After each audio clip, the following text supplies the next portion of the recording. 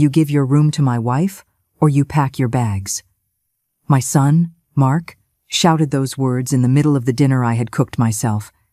He didn't whisper it. He didn't imply it. He shouted it in front of everyone, as if he were giving an order to an employee, as if my room was negotiable, as if I had no right to say no in my own home. Jessica, his wife, was sitting next to him with that small, controlled smile she used when she knew she was going to get her way. My sister-in-law, Carol, looked away, uncomfortable, but saying nothing. My granddaughter, Emily, pressed her lips together and lowered her head. No one defended me. No one said a word.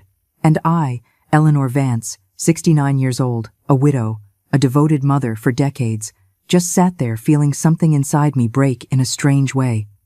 It wasn't sadness. It wasn't anger. It was clarity. For the first time in a long time, I saw the situation exactly as it was.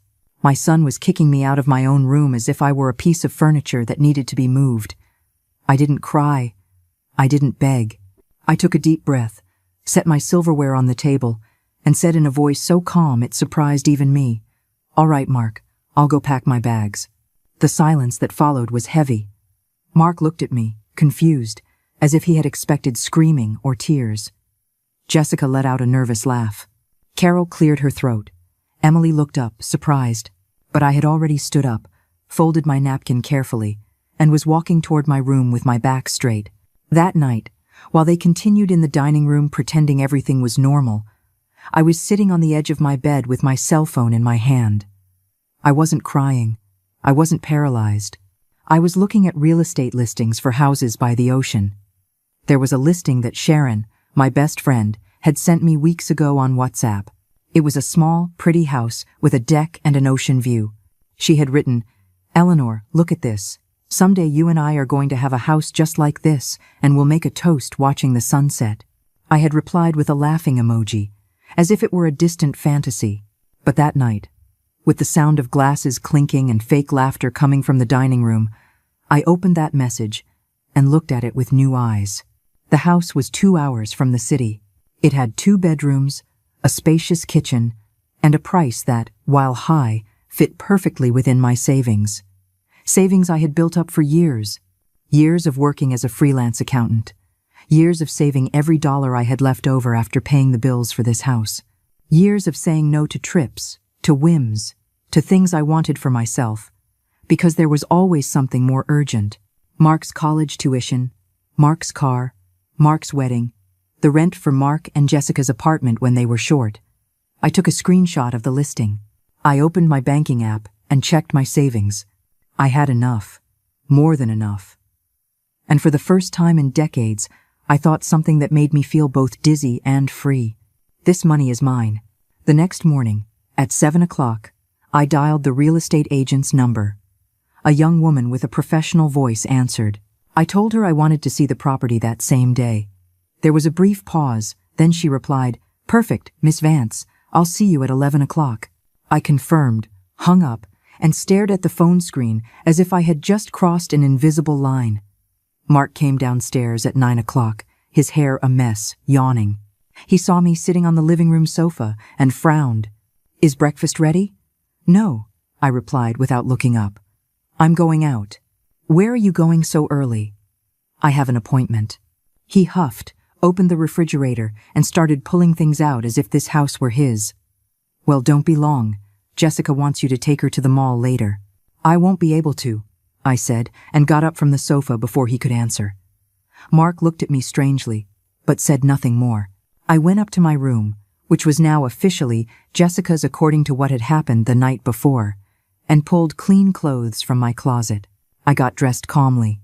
A pair of jeans Sharon had convinced me to buy last month, a simple white blouse, and my walking shoes. I looked in the mirror and saw a 69-year-old woman who still had clarity in her eyes and decision in her jaw. I left the house at 10:30. Mark was watching television in the living room. Jessica was still asleep. No one asked me where I was going. No one stopped me. I drove the 2 hours to the coast with the windows down and an old playlist of songs I used to listen to when I was young. It had been years since I had driven alone for so long. It had been years since I had done anything alone, really. There was always someone who needed something. Always a call, a favor, an emergency. But that day, driving down the highway with the wind hitting my face, I felt light. I arrived at the house at 11 o'clock sharp. The real estate agent was already there, a man in his 50s with a white button-down shirt and a friendly smile. "Miss Vance, a pleasure. Come on in." The house was even nicer in person. Small, yes, but bright. The windows looked directly out at the ocean.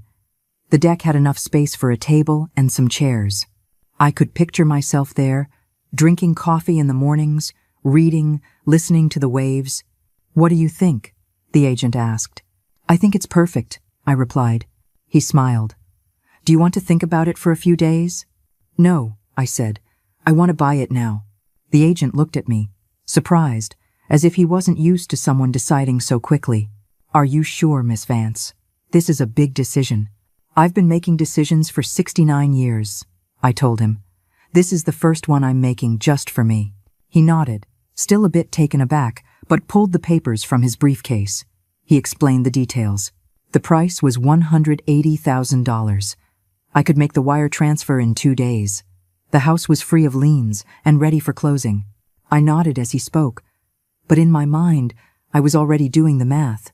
I had $210,000 saved. I would have $30,000 left over for whatever came next. I signed the first documents right there, on the empty kitchen table of that house that already felt like mine.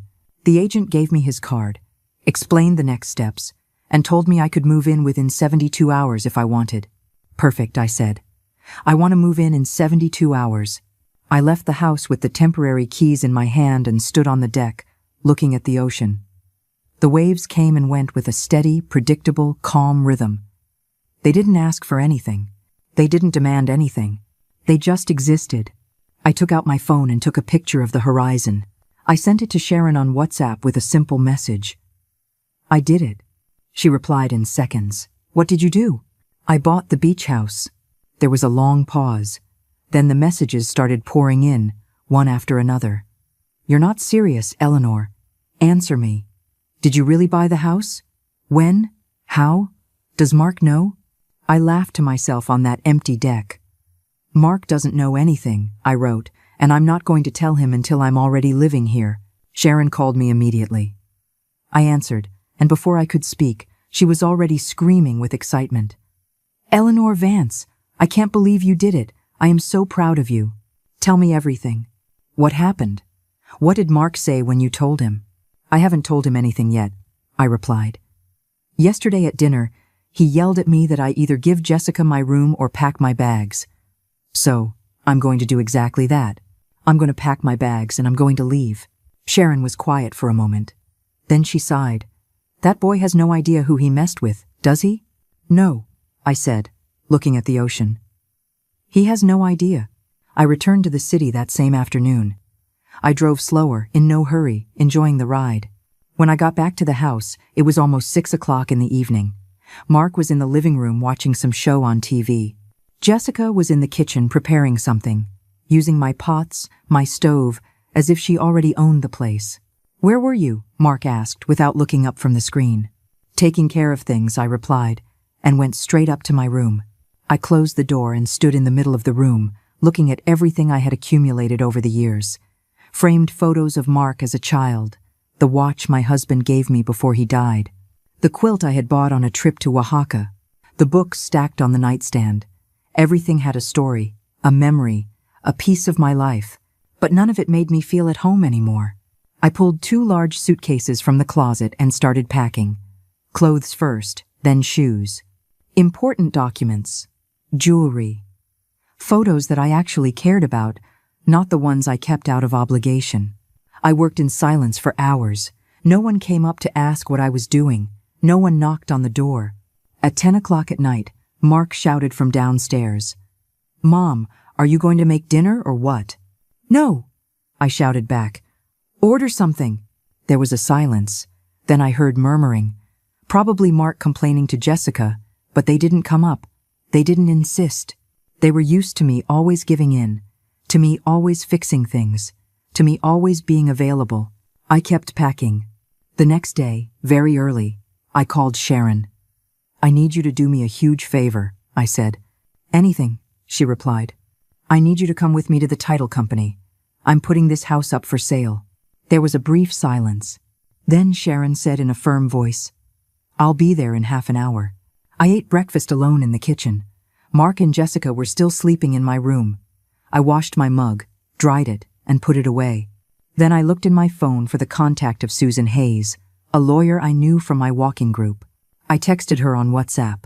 Susan, I need urgent legal advice regarding a property sale and my will. Do you have time this week? She replied quickly. I have time today at 4 o'clock. Does that work for you? Perfect, I wrote.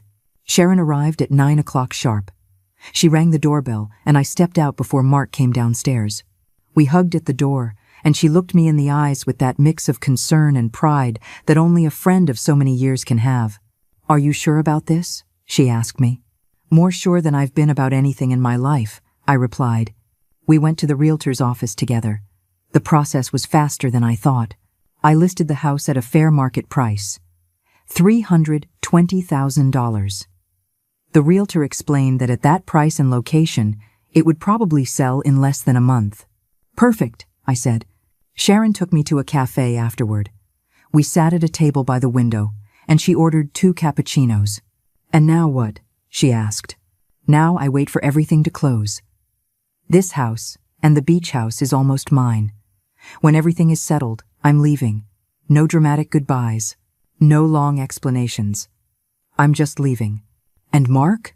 Mark is going to have to learn to live without using his mother as the solution to all his problems. Sharon smiled and raised her cup.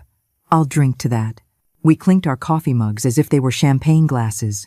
That afternoon, I went to my appointment with Susan. Her office was small but tidy, filled with law books and perfectly labeled folders.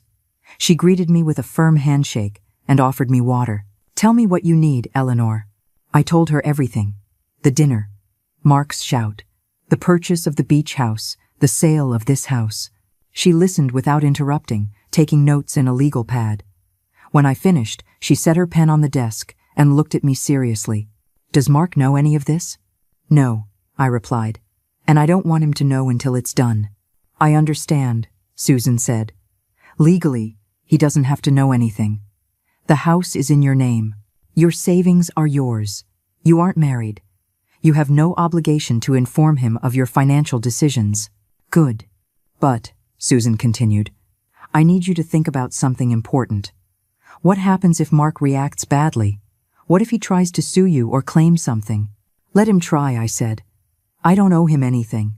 I gave him everything for 42 years. That's enough. Susan nodded. Then we're going to do this right. I'm going to prepare a document that makes it clear your assets are yours, and any future transfers will be on your terms. I'm also going to update your will. My will?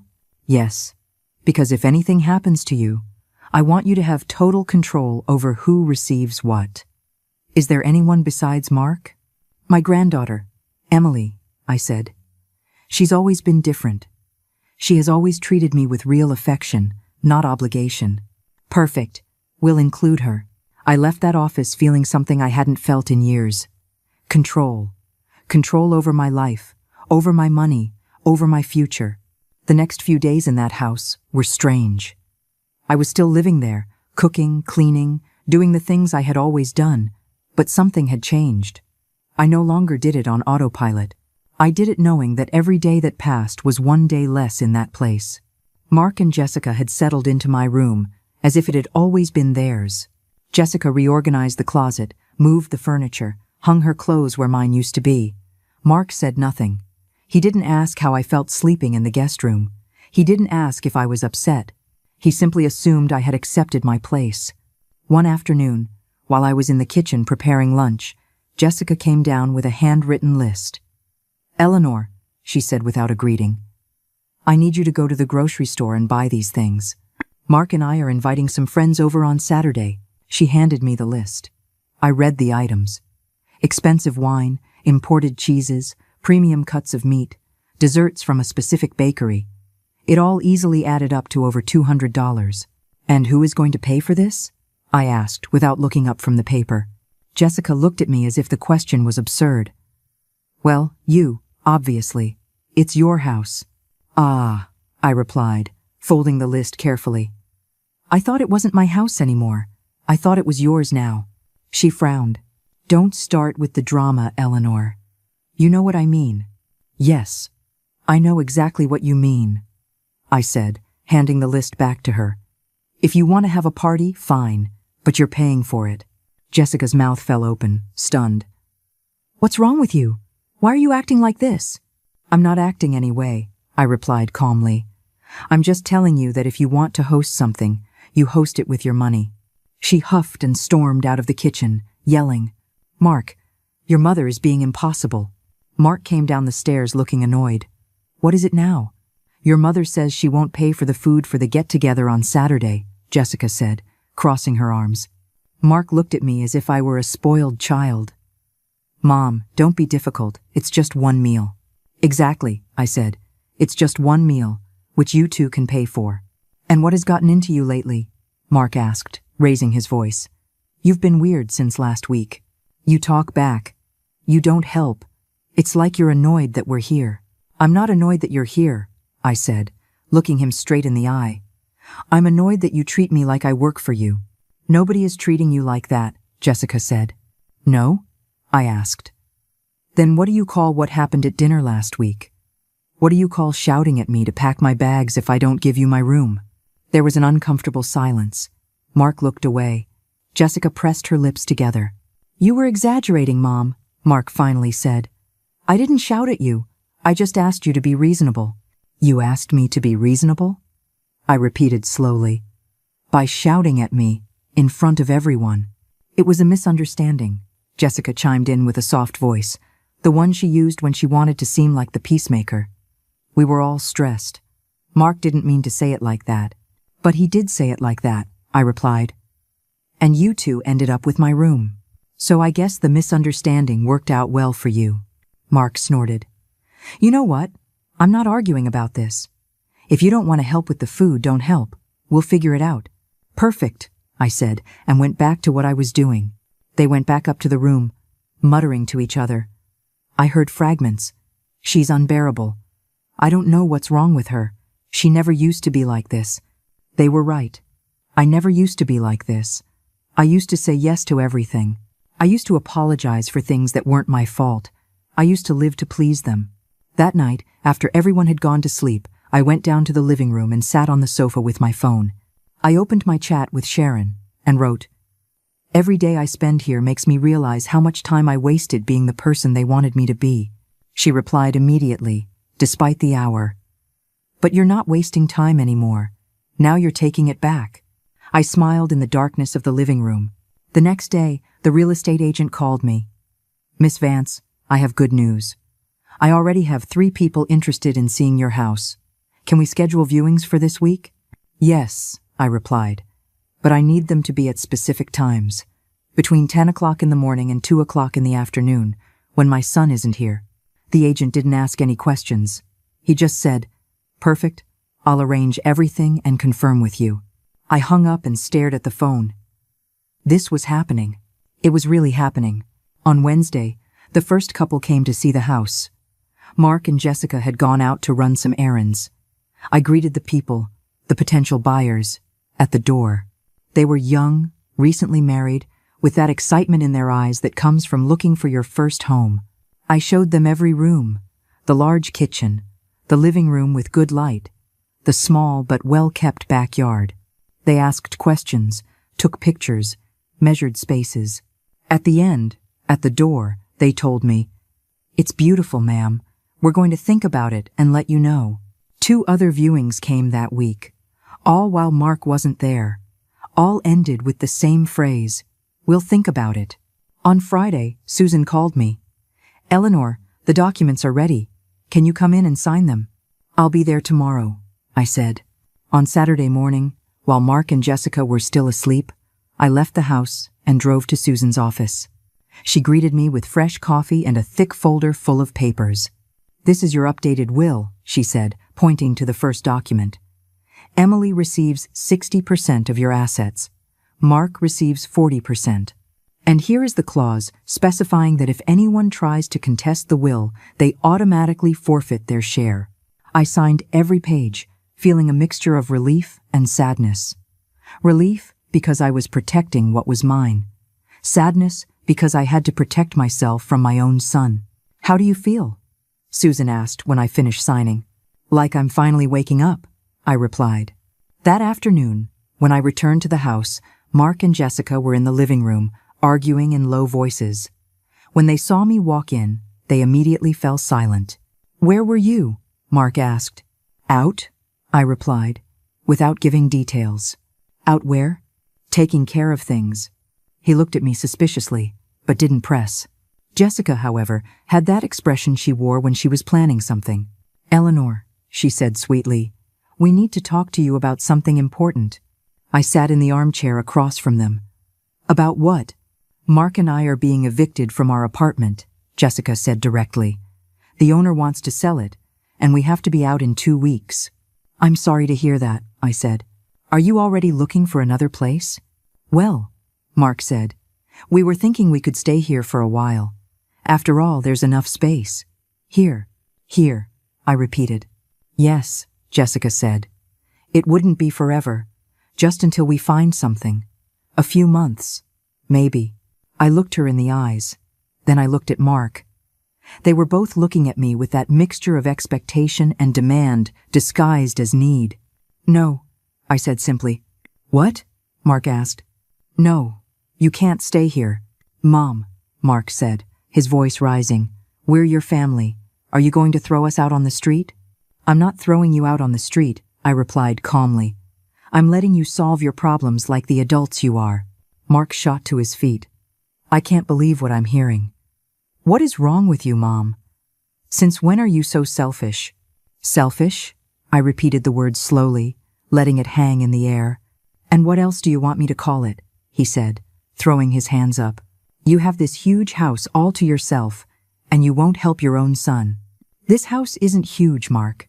It has 3 bedrooms. One is mine, which you are now occupying. Another is the guest room, where I'm sleeping now. And the third is my office, where I work."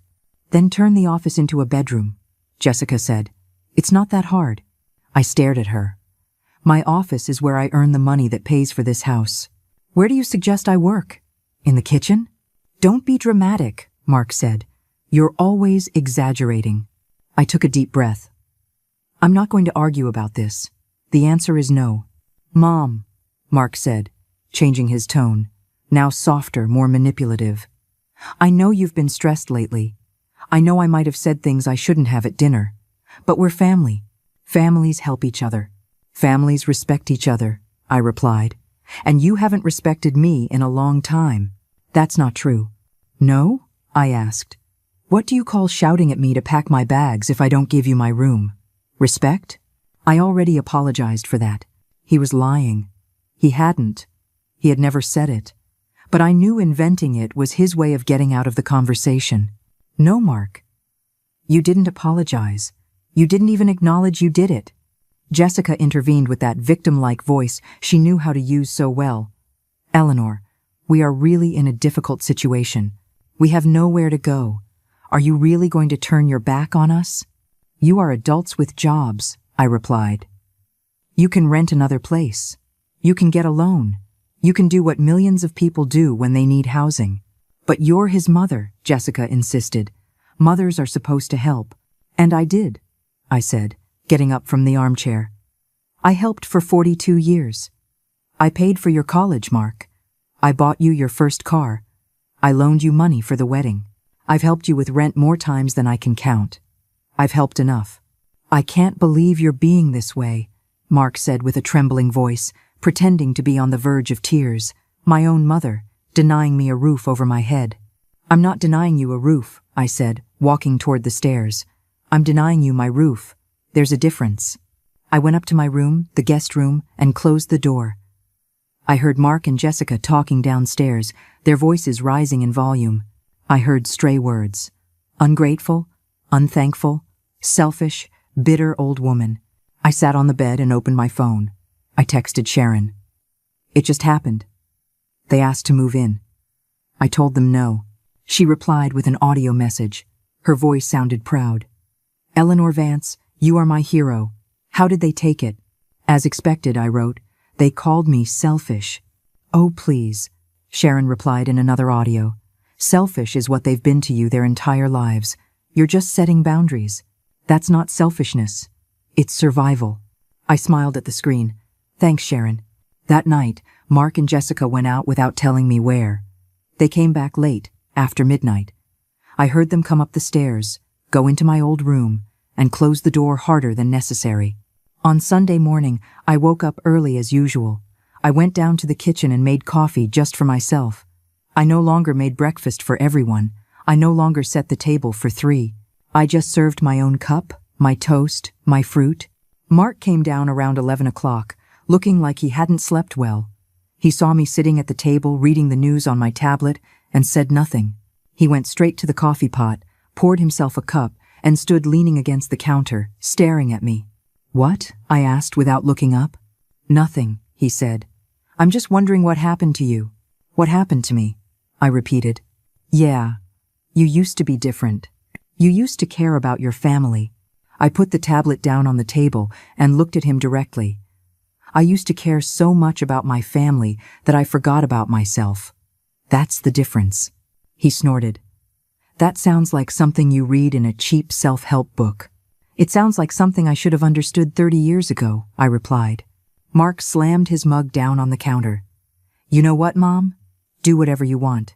You've always done what you wanted anyway. I laughed. It was a short, almost bitter laugh. Mark, if I had done what I wanted, I would have traveled the world when your father died. I would have gotten the master's degree I always wanted. I would have lived alone, peacefully. But no. I stayed here, taking care of you, helping you, waiting for you to value me just a little. I do value you, he said, but without conviction. No, Mark. You use me. And there's a huge difference between valuing and using. He fell silent. He had no answer for that, because he knew it was true. Jessica came down a few minutes later, already dressed, with perfect makeup and that air of superiority she always carried. Good morning, she said without looking at me. Good morning, I replied. She poured herself coffee and sat next to Mark. They both ignored me, talking to each other in low voices as if I wasn't there. Eleanor, Jessica said suddenly. We need to use your car today. Ours is having problems. No, I said. What do you mean, no? I mean I'm not lending you my car. And how are we supposed to get around? Mark asked. In a taxi. In an Uber. You can walk. Like everyone else. Jessica let out a dry laugh. Unbelievable. First, you won't let us stay here, and now you won't even lend us the car. What's next? Are you going to charge us for the air we breathe in your house? If you want, you can leave right now and breathe the air somewhere else, I said, unfazed. Mark slammed his hand on the table. Enough. That's enough, Mom. I don't know what's gotten into you, but this is too much. What's gotten into me, Mark, is that I'm tired. I'm tired of being invisible. I'm tired of being treated like a maid. I'm tired of you assuming that everything I own is yours. Nobody assumes that, Jessica lied. No? I asked. Then tell me, Jessica, why are you sleeping in my bedroom? Why are you using my kitchen as if it's yours? Why do you assume I'm going to pay for your parties and lend you my things? She opened her mouth but said nothing. I got up from the table, washed my mug, and left the kitchen. I went up to my room and locked the door. I sat on the bed and took several deep breaths.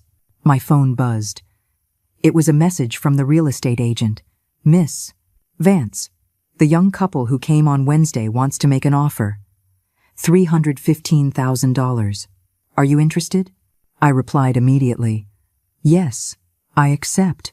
Perfect, he wrote. I'll prepare the papers. We can close the sale in a week. 1 week. In 1 week, this house would no longer be mine, and Mark had no idea. That afternoon, while they were upstairs, I went down to the living room and started packing things discreetly. Photos I really wanted to keep. Books that mattered to me. Documents. I put everything in boxes that I hid in the guest room. Mark and Jessica didn't notice a thing. They were too busy with their own drama. On Monday morning, while Mark and Jessica were still sleeping, I left the house with 3 boxes in the car. I took them to a storage unit I had rented the week before. It was a small space, just enough to hold the essentials until I moved to the beach house permanently. The employee at the storage facility helped me register my name and handed me the keys. "Are you moving a lot of things?" she asked kindly. "Just the important stuff," I replied. I returned home before noon. Mark was in the living room with his laptop, working from the sofa. He watched me come in but said nothing. I went straight up to my temporary room and continued organizing. That afternoon I got a message from Susan. "Eleanor, the buyer for your house wants to move up the closing. They can be ready by Thursday. Does that work for you?" I stared at the message for several seconds. Thursday. 3 days. In 3 days, this house would officially stop being mine. "Perfect," I wrote. "Thursday is fine." I immediately called Sharon. "I need you to come with me on Thursday to sign the sale of the house." "I'll be there," she said without hesitation. "Do you know when you're moving to the beach?" "Friday," I replied. "I'm signing the sale on Thursday, and on Friday, I'm gone." "And Mark?" "Mark is going to find out on Thursday night, when it's too late to turn back." Sharon was quiet for a moment. "Are you sure you want to do it that way?" "Completely sure," I said. "If I tell him beforehand, he'll try to manipulate me, to make me feel guilty, to convince me not to do it. I've made my decision, and I'm not letting him change it." "You're right," Sharon said. "You're stronger than you think, Eleanor." "I'm learning to be," I replied. The next few days were strange. I was still living in that house, walking the halls, cooking in the kitchen, but mentally, I was already gone. I was at the beach, in my new house, in my new life. Mark and Jessica noticed my distance, but they interpreted it as a passing anger. They thought that eventually, I'd get over it, that I'd go back to being the same compliant mother I'd always been. On Tuesday, Jessica tried a different strategy. She came into the kitchen while I was making lunch, a forced smile on her face. "Eleanor," she said sweetly, "I know things have been tense lately, and I want you to know that I'm sorry." I looked at her without saying anything. "Really," she continued, "Mark and I have been so stressed about the apartment, and I think we haven't been fair to you." "Uh-huh," I said, continuing with what I was doing. "What I mean is, we value everything you do for us, and we want to make it up to you." "Make it up to me?" I asked. "Yes," she said, pulling out her phone. "Look, I found this spa that has an all-day package, massages, facial, everything. I thought we could go together this weekend, you and me, like friends." I looked her straight in the eye. "Who's going to pay for this spa, Jessica?" She blinked, uncomfortable. "Well, I thought maybe you could treat me, as a gesture of—" "No," I interrupted. "I'm not treating you to a spa." Her smile vanished. "It was just an idea," she said sharply. "You don't have to be rude." "I'm not being rude," I replied. "I'm being clear. I'm not going to spend my money buying you things so you can pretend to appreciate me." She opened her mouth, offended. "I'm not pretending anything." "Yes, you are, Jessica. And we both know it." She left the kitchen, muttering something I couldn't hear. I didn't care. On Wednesday night, Mark tried his own approach. He knocked on my door around 10 o'clock. "Can I come in?" he asked. "Go ahead," I said. He came in and sat on the edge of the bed. I was folding clothes, putting the last few things in my suitcase. "Mom," he said in a tired voice, "I don't want us to be fighting." "We're not fighting, Mark," I replied without looking at him. "I'm just not willing to let you disrespect me anymore. I never wanted to disrespect you." "But you did," I said, stopping and looking at him. "You did it when you yelled at me at dinner. You did it when you took my room without asking if I was okay. You did it every time you assumed I was going to solve your problems." He ran his hands over his face. "I don't know what else you want me to do. I already said I'm sorry." "You haven't said you're sorry, Mark. You've said you're sorry that I'm upset. It's not the same." He fell silent. "You know what the problem is?" I continued. "You think that by saying sorry, everything magically goes back to the way it was. But it doesn't work like that. You can't disrespect me and expect me to just forget it." "It wasn't my intention to make you feel bad," he said. And for the first time, he sounded genuine. "But you did," I replied, "and intentions don't change the damage." He nodded slowly. What can I do to fix it? Nothing, Mark. It's too late to fix it. He looked at me, confused. What does that mean? It means I've already made decisions about my life, and I'm not changing them. What decisions? You'll find out soon enough, I said, and continued folding clothes. He sat there for a few more minutes, waiting for me to say something else, but I didn't. He finally got up and left the room, closing the door softly. I barely slept that night. Tomorrow was Thursday. Tomorrow I would sign the sale. Tomorrow everything would change. I got up early. I dressed carefully. Black pants, a white blouse, my pearl earrings. I wanted to look good, to feel good for this moment. I went down to the kitchen and made coffee. Mark and Jessica were still asleep. I left a note on the table. Went out to run some errands. Back this afternoon. Sharon picked me up at 9 o'clock sharp. I got in her car, and before starting it, she looked at me seriously. Ready? More than ready, I replied. We went straight to the title company's office. The buyer was already there, a young man in his late 30s with his wife. We greeted each other formally and sat around the closing agent's table. The agent read all the documents in that monotone voice that lawyers have. He explained the terms, the conditions, the dates. The buyer was going to pay $315,000. The transaction would be completed today. I had until Sunday to completely vacate the property. Any questions? The agent asked. None, I replied. I signed every page, one after another, my name in cursive, Eleanor Vance, sealing the end of an era. When I finished, the closing agent handed me a check. $315,000. I held it in my hands, feeling the weight of freedom. Sharon squeezed my hand under the table. We left the title company's office around noon. Sharon hugged me on the street. You did it, she said. You really did it. Yes, I replied, and was surprised to feel tears in my eyes. They weren't tears of sadness. They were of relief. Want to get some lunch before you go back? Sharon asked. Yes, I said. I want to celebrate. We went to a small restaurant we liked, one overlooking a park. We ordered white wine and pasta. We toasted to new beginnings. When are you going to tell them? Sharon asked. Tonight, I replied. When I get home? Do you want me to go with you? No, I said. This is something I have to do alone. I returned to the house around 5 o'clock in the afternoon. Mark's car was parked outside. I took a deep breath before opening the door. I walked into the house and found Mark and Jessica in the living room, watching television. They looked up when they saw me. Where were you? Mark asked. Taking care of business, I replied, setting my purse on the dining room table. What business? His expression had that annoyance I knew so well, but he didn't say anything more. I went up to my room and sat on the bed for several minutes, mentally preparing myself for what was next. At 7 o'clock, I came back down. Mark was in the kitchen, making himself a sandwich. Jessica was still in the living room, phone in hand. Mark, Jessica, I said from the kitchen doorway, I need to talk to you.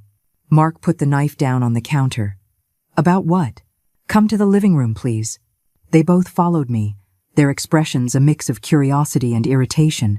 We sat down, them on the sofa, me in the armchair. I took a deep breath and spoke in a clear, firm voice. I sold the house. There was absolute silence. Mark stared at me as if he hadn't understood the words. Jessica blinked several times. What did you say? Mark finally asked. I said I sold the house. I signed the papers this morning.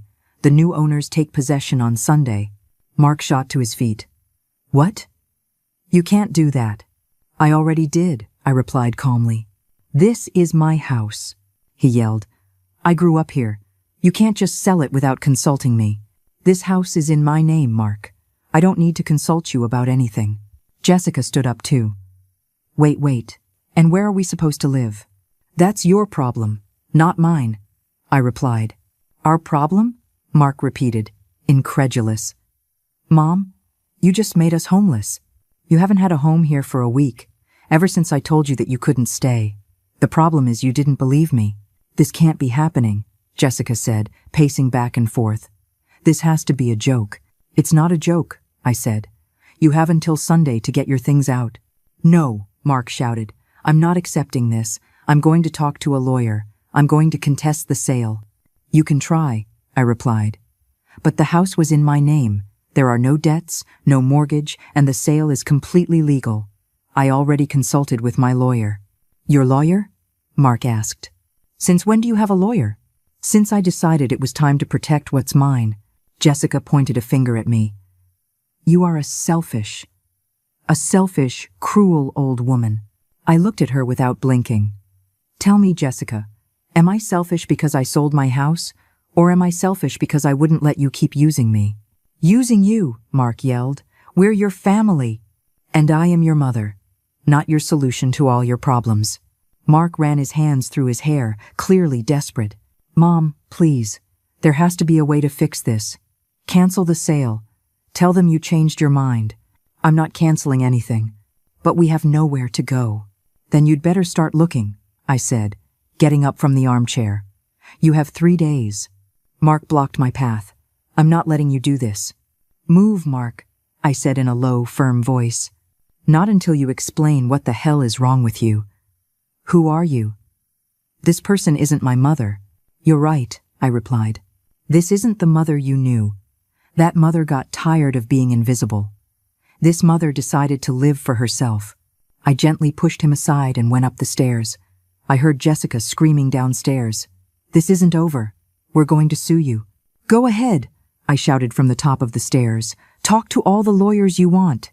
I went into my room and locked the door. I sat on the bed and waited for my heart to stop pounding so hard. I had done it. I had told them the truth. And the sky hadn't fallen. My phone rang. It was Sharon. "Did you tell them?" "Yes," I replied. "How did they react?" "As expected. Screaming. Threats. Drama. Are you okay?"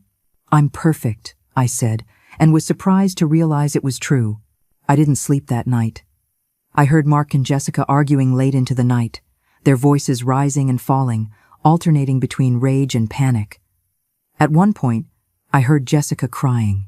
Mark called someone on the phone, probably a lawyer, but from what I could overhear, they told him the same thing he already knew. The sale was legal. Friday morning. I went down to the kitchen early. Mark was already there, sitting at the table with a cold cup of coffee in front of him. He had deep, dark circles under his eyes, and his hair was a mess. "Mom," he said when he saw me, "we need to talk." "We talked yesterday," I replied, pouring myself coffee. "No, really talk.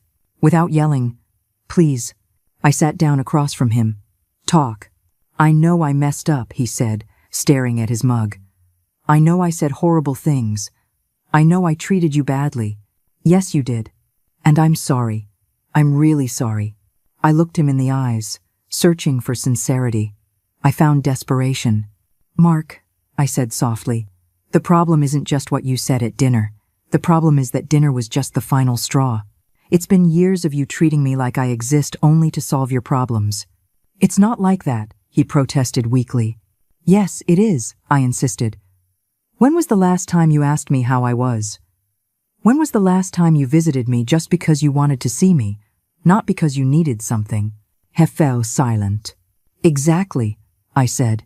"You don't remember because it's never happened." "I'll change," he said. "I promise you. I'll be a better son." "I don't need you to be a better son, Mark. It's too late for that. What I need is to live my life without feeling like I owe someone something all the time." "And what am I supposed to do?" he asked. And for the first time, I saw real fear in his eyes. "What all adults do," I replied. "You'll figure it out."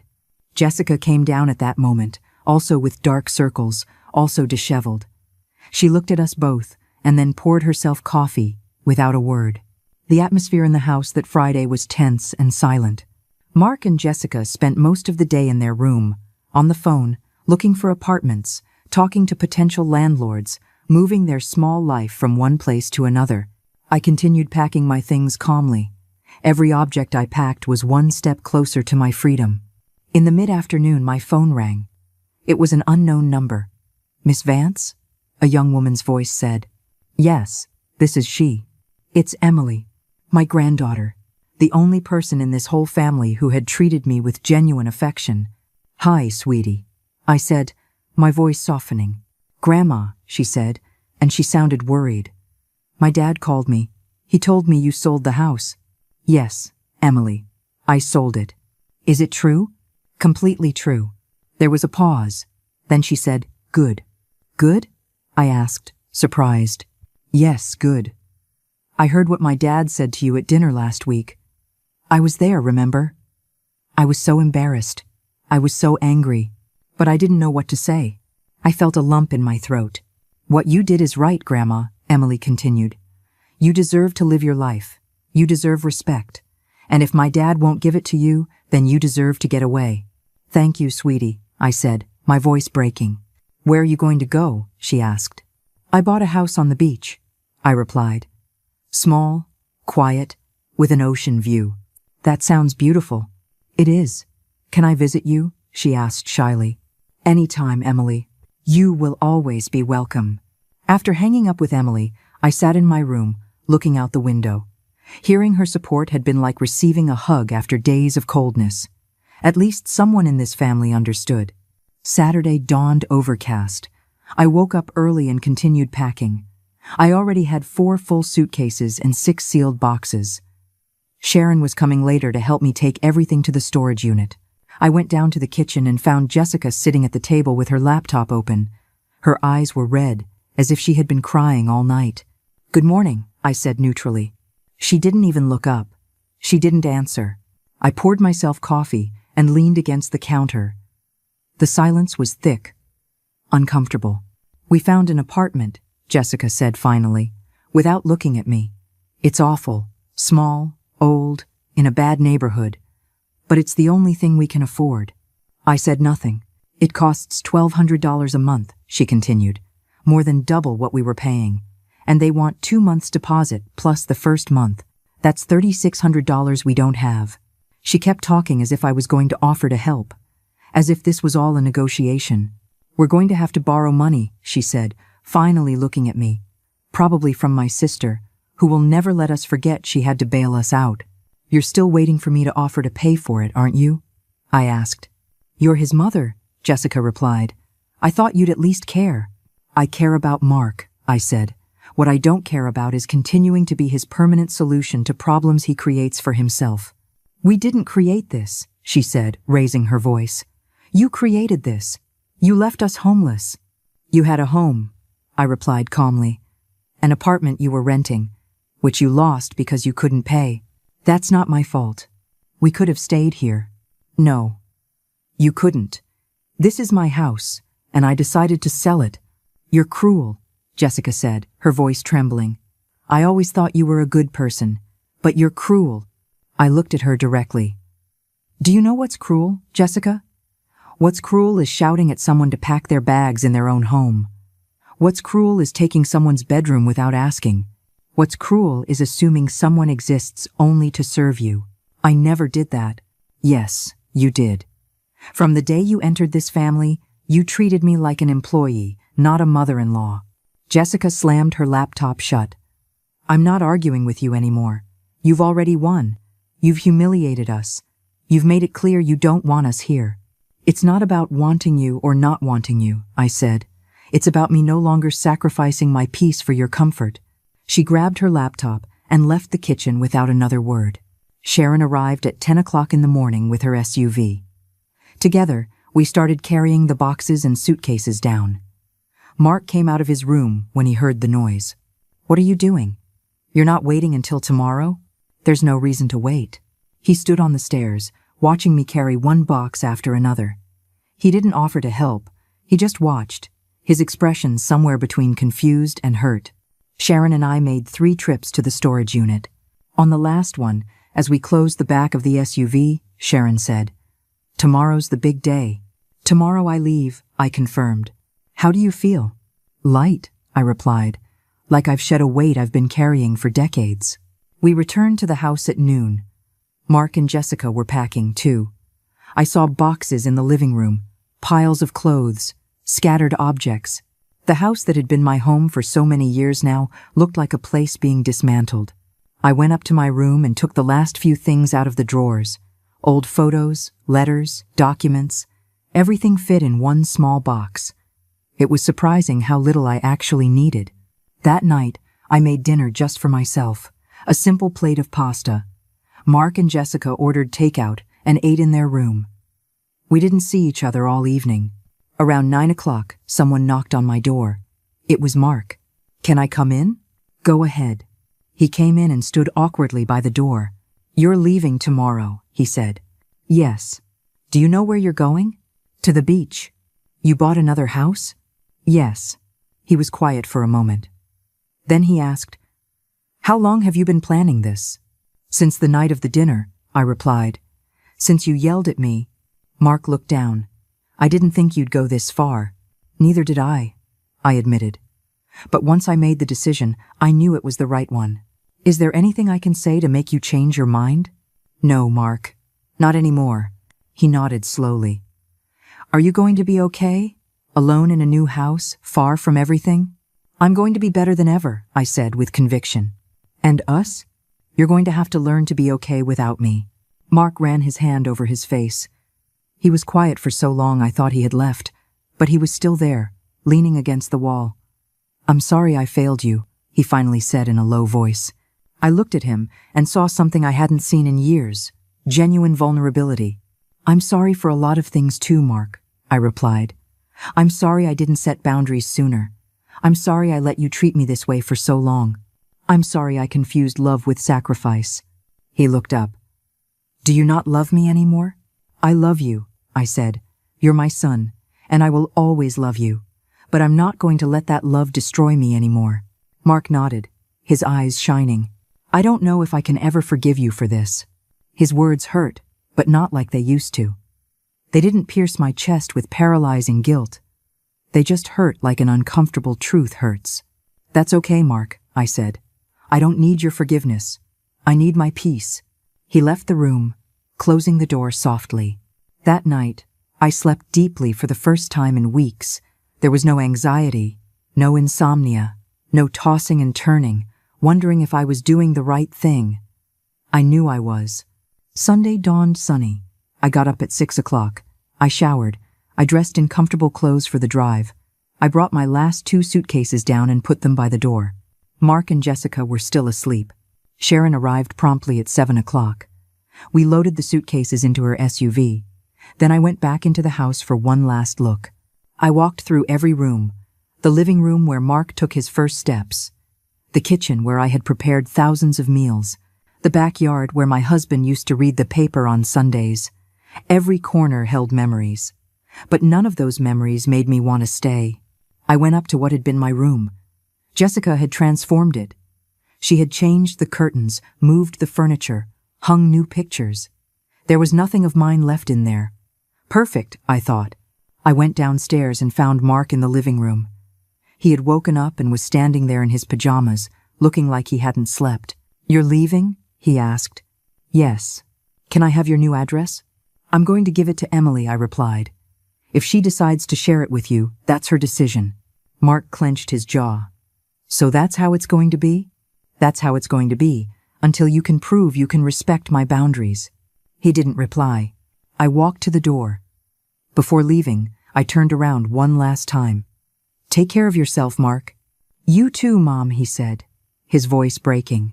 I walked out of the house and closed the door behind me. I didn't look back. There were no tears, just a long, liberating sigh. Sharon was waiting for me in the SUV with a huge smile. "Ready for your new life?" "More than ready," I replied. We drove the 2 hours to the coast, listening to music, laughing, planning all the things we were going to do in the new house. Sharon was going to stay with me for the weekend to help me get settled. We arrived at the beach house around 10 o'clock in the morning. The sun was shining on the ocean, and the sound of the waves was the only thing you could hear. Sharon turned off the engine, and we both sat for a moment, just looking at the house. "It's yours," Sharon said.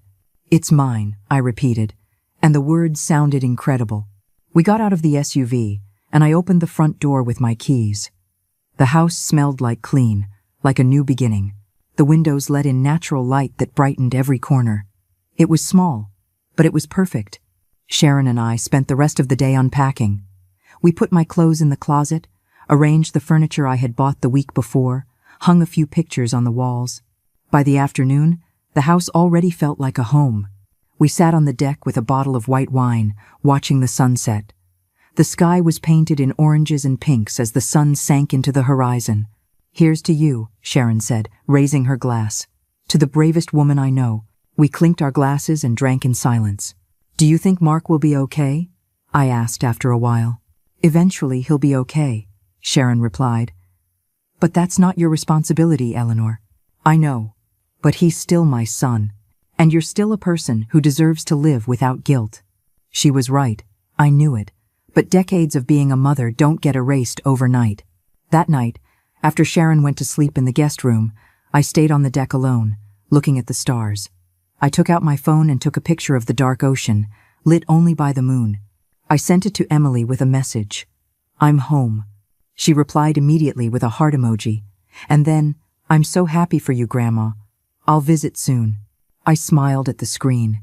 Then another message came in. It was from a number I didn't have saved, but I recognized the area code. It was Mark. "Mom," the message read. "Jessica and I got the apartment. We're moving in tomorrow. Just wanted you to know." I didn't reply. Not because I wanted to be cruel, but because there was nothing to say. Another message arrived 5 minutes later. "I know you're angry, and I get it, but I hope someday we can talk." I put the phone away and went back to watching the ocean. The following days were filled with a peace I hadn't experienced in years. I woke up to the sound of the waves, ate breakfast on the deck, walked on the beach, read and cooked just for myself. There was no yelling, no demands, no guilt. Sharon stayed with me all week. In the afternoons, we'd walk along the boardwalk, visit the local markets, try small restaurants. It was like being on a permanent vacation. On Wednesday, while we were having coffee at a cafe facing the ocean, my phone rang. It was Carol, my sister-in-law. "Eleanor," she said when I answered. "I need to talk to you." "Hi, Carol. What's wrong?" Mark told me everything. About the house, the move, all of it. "Uh-huh," I said, bracing for the lecture. "And I want you to know that I am on your side." I was quiet, stunned. "What Mark did to you at that dinner was horrible," Carol continued. "I was there. I heard it, and I was ashamed I didn't say anything. But I was in shock. I couldn't believe my nephew would talk to his mother like that." "Thank you for saying that," I replied, feeling relieved. "You did the right thing by leaving," she said. "You did the right thing selling the house. Sometimes family hurts you more than strangers, and you don't have to stay just because they're family." Carol and I talked for almost an hour. She told me she had spoken to Mark, that she had told him exactly what she thought of his behavior. That Mark had gotten defensive at first, but eventually admitted he had been wrong. "He's scared," Carol said. "Scared that he's lost you, but he still doesn't understand that he caused this himself." "Someday he'll understand," I said. "Or he won't. But it's not my problem anymore." When I hung up, Sharon looked at me curiously. "Who was that?" "Carol," I replied. "She called to tell me I did the right thing." Sharon smiled. "The world is lining up in your favor, Eleanor." That afternoon, while we were walking on the beach, I received another message. This time, from Jessica. It was a long message. It started by saying she never thought things would go this far, that she had also grown up with a difficult mother, and maybe that's why she didn't realize when she was crossing boundaries. That she was sorry for making me feel invisible in my own home. She didn't apologize directly, but it was close. "I don't know if you and Mark can fix things," she wrote at the end, "but I want you to know that I understand why you left." I read the message 3 times. Then I showed it to Sharon. "Are you going to reply?" she asked. "Not yet," I said. "I need time to process." Sharon nodded. "You have all the time in the world." On Friday, Emily video called me. Her face popped up on the screen with a huge smile. "Grandma," she said, "you look so good. You look happy." "I am happy," I replied. I turned my phone around to show her the view of the ocean from the deck. She gasped. "It's beautiful. Grandma, I'm so proud of you." "Thank you, sweetie. How are you?" "I'm good," she said. "I went to help my dad with the move yesterday. The apartment is small, but it's clean. I think they're going to be okay." "I'm glad to hear that. Dad asks about you?" Emily said hesitantly. He doesn't know if he should call you or give you space. Tell him he can call me when he's ready to have a real conversation, I replied. No yelling, no manipulation, just honesty. Emily nodded. I'll tell him. We spent the rest of the video call talking about her classes, her job, her life. She told me she had started therapy to process some things with her family. She said her therapist told her it was important to set healthy boundaries. Just like you, Grandma, she said. You set boundaries and respected yourself. That's what I'm learning to do too. I felt so proud of her. On Saturday afternoon, Sharon had to return to the city. We said goodbye with a long hug at the door. Are you going to be okay alone? She asked. I'm going to be perfect, I replied. If you need me, call me. Anytime. I know. I watched her drive away in her SUV and then went back into my house. My home. Those words still filled me with wonder. That night, sitting on the deck with a glass of wine, my phone rang. It was Mark. I hesitated before answering. Finally, I swiped the screen. Hello, Mark. Hi, Mom, he said. He sounded tired. Can I talk to you? Go ahead. There was a long pause.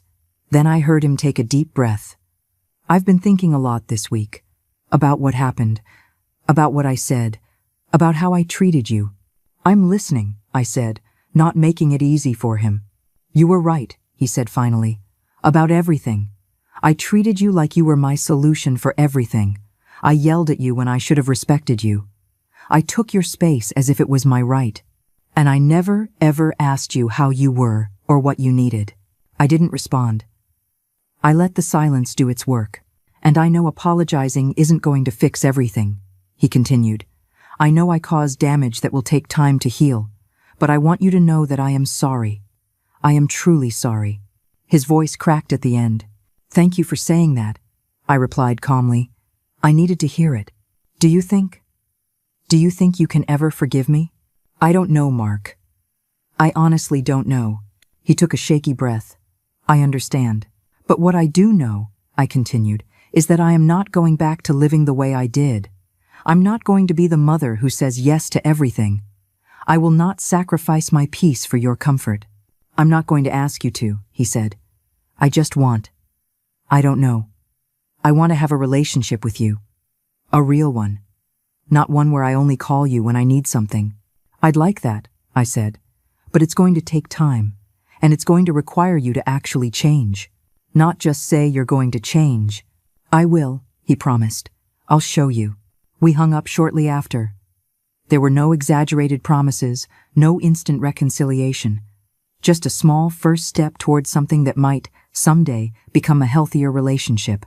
I stayed on the deck late into the night, listening to the ocean, feeling the salt breeze on my face. For the first time in decades, I wasn't thinking about what someone else needed from me. I was just present, here, now, with myself. The following week, I settled into a routine that filled me with satisfaction. I woke up early and walked on the beach before the tourists arrived. The exercise was good for me. It cleared my mind, it gave me energy for the rest of the day. I met other women who also walked in the mornings. Women my age, some widows, some divorced, all looking for the same thing I was: peace, connection, a life of their own. We formed an informal group. We'd meet at 7 o'clock, walk for an hour, and then have breakfast together at different cafes on the boardwalk. One of them was named Diane Caldero, a 65-year-old woman who had been a teacher for 40 years. She told me she had moved to the beach after retiring, tired of living in the city, tired of her family's expectations. It's funny, she said to me one day over coffee, we spend our whole lives taking care of others. And when we finally decide to take care of ourselves, they call us selfish. Exactly, I replied, as if having your own life is a crime. We became fast friends. Diane introduced me to her circle, women who played cards on Tuesdays, who went to yoga on Thursdays, who hosted dinners on Saturdays. They welcomed me with open arms. For the first time in years, I had a social life that didn't revolve around my family. I had friends who called me to go out, not to ask for favors. I had plans that I made because I wanted to, not because someone else needed them. A month after I moved, Emily came to visit. She arrived on a Friday afternoon with a small backpack and a radiant smile. "Grandma," she said, hugging me tight. "This place is incredible." I showed her every corner of the house. She took pictures of everything: the deck, the ocean, my room, the kitchen. Then she posted a picture on her social media with a caption that read, "Visiting the bravest woman I know." That night, we cooked together. We made fresh fish I had bought at the market, a salad, rice. We ate on the deck, watching the sunset. Emily told me about college, about her friends, about a boy she liked. It was so different from the dinners at my old house. There was no tension, no silent demands, no resentment floating in the air. There was just genuine conversation between two people who truly loved each other. "How's your dad?" I asked eventually. Emily set her fork down. "He's okay, different, quieter, more thoughtful. I think he's really processing what happened." "And Jessica?" "Also different, less, I don't know how to say it, less demanding, maybe, like she had a realization." "I'm glad to hear that," I said sincerely. Emily looked at me with those dark eyes, so much like my own. "Dad wants to visit you, but he's afraid you'll say no." "I won't say no," I replied, "but I'm not ready yet." "I understand," Emily said, "and he'll understand too." On Saturday, I took Emily to my favorite spots: the artisan market, the bakery with the best pastries, the viewpoint that overlooked the whole bay. She fell in love with the town just as much as I had. "I could live here," she said as we walked along the boardwalk. "It's so peaceful, so beautiful." "Anytime, sweetie. You will always have a room waiting for you." Emily left on Sunday afternoon.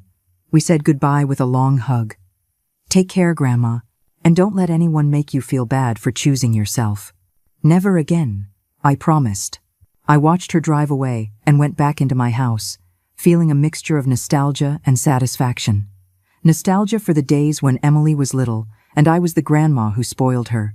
Satisfaction because now our relationship was between two adults who respected each other. 2 months after I moved, I received a package in the mail. It was from Mark. Inside was a handwritten letter and a framed photo. The photo was of Mark when he was 5 years old. We were at a park. He was riding on my shoulders, both of us laughing. I had forgotten that photo existed. The letter read, "Mom, I found this picture while I was unpacking. It made me remember who you always were for me. My refuge, my support, my everything. And it made me realize when I stopped treating you like that. I don't know at what point I started seeing you as a resource instead of a person, but I know it was wrong. I'm going to therapy. My therapist is helping me understand patterns I repeated without realizing it, patterns of taking without giving, of demanding without thanking, of assuming instead of asking. I'm not writing this to ask you to come back or to forgive everything immediately. I just want you to know that I'm working on being better. For me, for Jessica, and someday, I hope, for you. I love you, Mom. I've always loved you. I just didn't know how to show it without asking for something in return. Mark." I read the letter 3 times. I cried a little, not from sadness, but from hope. Maybe my son really was changing. Maybe moving away had been the best thing I could have done, not just for me, but for him, too. I took a picture of the letter and sent it to Sharon. She replied, "Real progress. But don't let your guard down yet." She was right. Real change took time. 3 months after I moved, I hosted a small get-together at my house. I invited my group of friends from the boardwalk, Diane, Sharon, who came from the city, and 3 other women I had met in my yoga class. We cooked together, laughed, drank wine, told stories. Every one of us had a similar story. Women who had given so much that they had forgotten themselves. Women who had finally decided to live.